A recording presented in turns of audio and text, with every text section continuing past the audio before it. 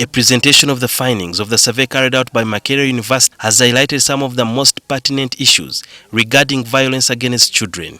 The research, which was conducted in 2018-2019, looked at a sample of 11,171 children.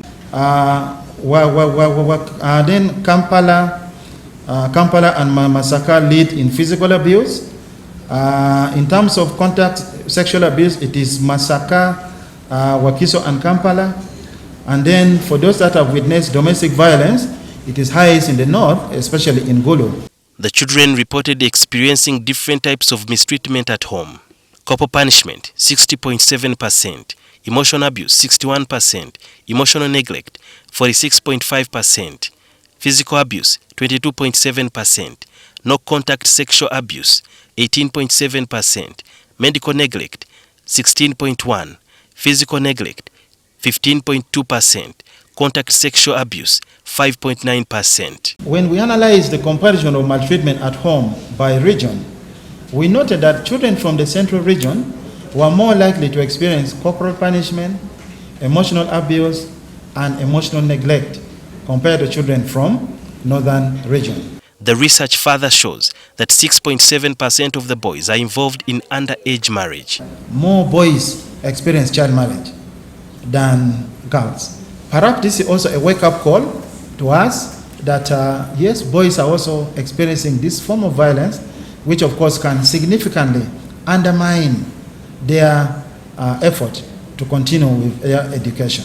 According to the researchers, some of the children who were interviewed did not know the forms of violence they were going through. So reading the question, because this was a self-administered questionnaire, they see, has anybody touched your private parts, and then somebody has done it, but they didn't know that it was actual abuse. Some of the suggestions that were highlighted was for each school to have a social worker. So I thought the school can actually invite the parent and they engage. But when I suggested this to the girl, she said, no, don't tell any teacher. Why? They never keep secrets. This is the response of the Minister of Gender and Culture. It is about training. Children who had lost confidence in senior teachers will have to, this time round, get a person who is trained to handle this kind of work. So previously, it is work that would just allocate to anybody without taking him through the ethics and the rhetorics of how to manage the work. The minister revealed that her ministry was tackling the problem of female genital mutilation, which is a cultural practice in some communities, like the Sabine, but has been categorized as violence. That's why I will have an outing with the surgeons so that we can discuss on whether that is satisfactory.